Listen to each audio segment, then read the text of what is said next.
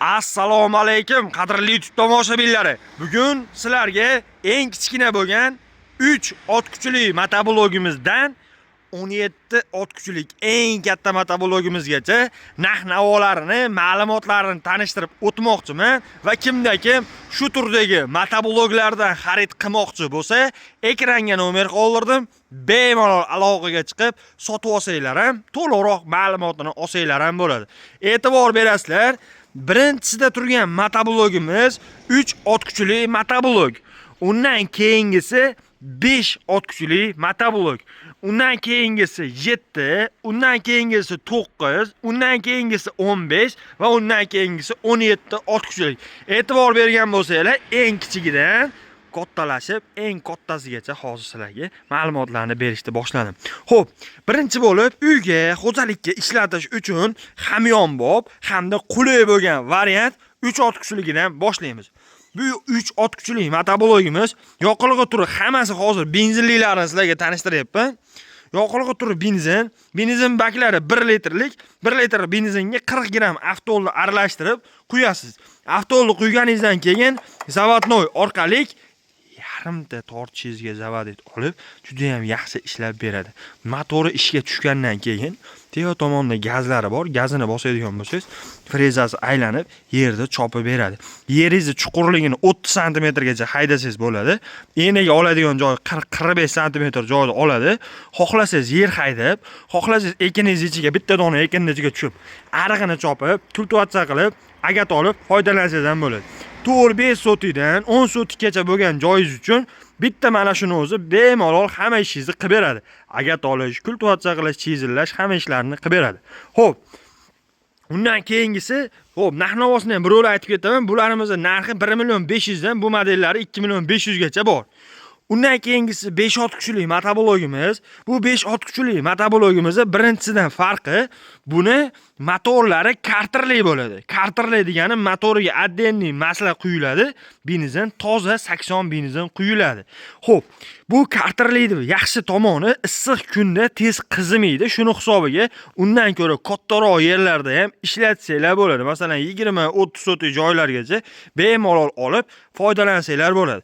Kichkina 3 ot kuchli modelimizdan yana bitta farqi, buni korobka qismi katta korobka qo'yilgan bo'ladi. Frezalari ham kattaroq, qalin frezadan qo'yilgan bo'ladi. Razmerlari bu ham xuddi shu 40-45 sm joyda chopib keta oladi. Bularimizning narx-navolari karterlilarimiz 2.500 dan 3.200 gacha mavjud ekanlar. Xo'p, ukam menga 5 ot kuchli emas, undan kattarog'i bo'lsin degan akalarimiz uchun 7 ot kuchlik motoblogimizni sifat tomonlama ham, quvvat tomonlama ham eng baquvvat bo'lgan TX firmani Germaniya texnologiya asosida ishlab chiqarilgan mana shu turdagi motobloglarning ichida sifat tomonlama ham, quvvat tomonlama ham hamma biladi. TX motobloglari eng baquvvat hamda yaxshi motoblog hisoblanadi. Qattan qanaqa motoblog olishingizdan qat'iy nazar siz TX motoblogidan olsangiz eng baquvvat motoblog olgan bo'lasiz. Motoblogda olayotganda ham korobka qismini so'rab olishingiz kerak, nechtalik korobka qo'yilgani. Bu motoblogimiz motori 7 ot kuchlik, korobka qismi usulinli 450 talik katta korobka qo'yilgan bo'ladi. Shuni hisobiga ancha baquvvat motoblog hisoblanadi. Motori kichkina, korobkasi kattaligini hisobiga qiynalmasdan yaxshi sifatli ishlab beradi. Xo'p, yoqilg'i turlari benzin baklari 3 litrlik, 1 soatiga yarim litrdan benzin rasxod qiladi.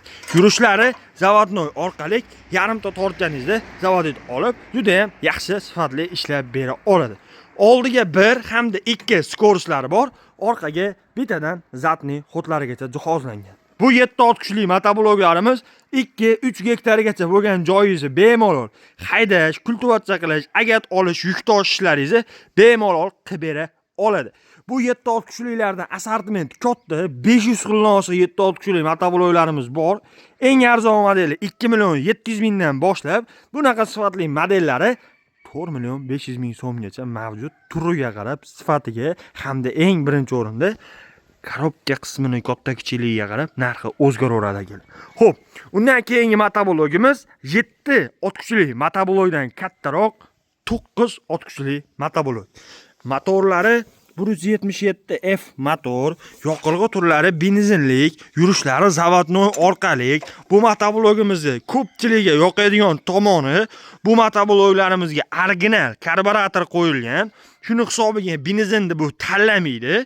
Oddiy 80 benzinda ham ishlayveradi hamda benzinni kamaydi va undan tashqari ko'pchiligiga yoqqan tomoni yana bittasi motor 9 ot kuchlik, korobka 17 ot kuchlikda korobkasi qo'yilgan. Shuni hisobiga motor kichkina, korobka katta bo'lib, yer hayda, puliga olib, agat olayotganingizda juda ham baquvvat ishlab beradi.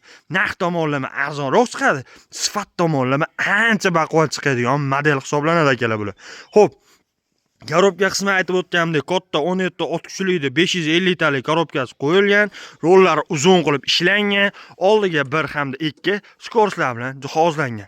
Bu motoblogimizda narx-navosi 7 xil modeli bor. Hammasini komplektga freza, tormoz, dokument, kult qo'shib beramiz. Eng arzon kichkina korobkaliklarini narxi 5 million so'mdan, eng katta korobkaliklari 6 million 500 gacha bor. Xo'p, undan keyingisi 9 ot kuchlikdan ham kattaroq 15 ot kuchli degan akalarimiz uchun ko'rishinglar mumkin. Motorlari 192F motor. Endi buni qulayliklari kattaroq, chunki buni oldi tomonida faralari bor. Kechki paytda svetlardan foydalansangiz bo'ladi. Hamda bular zavodni orqali ham zavod qilsangiz bo'ladi. Hamda bularga akkumulyator qo'yilgan. Kalitda ham yurg'izib foydalansangiz bo'ladigan model hisoblanadi bular akalar. Xo'p, korobka qismi har doimgidek katta korobka qo'ydirib kelamiz, chunki motoblogda motori kichkina bo'lib turib, korobka qismi qancha katta bo'lsa, o'shancha baquvvat motoblog hisoblanadi. Shuning uchun siz ham qattiq motoblog olayotganingizdan qat'iy nazar korobka qismini eng kattasini olishingizni maslahat beramiz. Xo'p, bu 15 ot kuchli motobloglarimizda narx-navolari akalar 5,5 milliondan boshlab 7,5 milliongacha har xil modellari bor. Xo'p, undan keyingi motoblogimiz 17 ot kuchlik. Motobloglarning ichida eng zo'ri ham hamda eng kattasi ham desa bo'ladi. TX firmani Germaniya texnologiya asosida ishlab chiqarilgan, sifat tomonlama ham, quvvat tomonlama ham eng baquvvati. Birinchi o'rinda balonlari eng katta balon bo'ladi. Korobka qismlari 650 talik usulli korobka bo'ladi hamda satelitli, rollari gidravlikali motoblog hisoblanadi.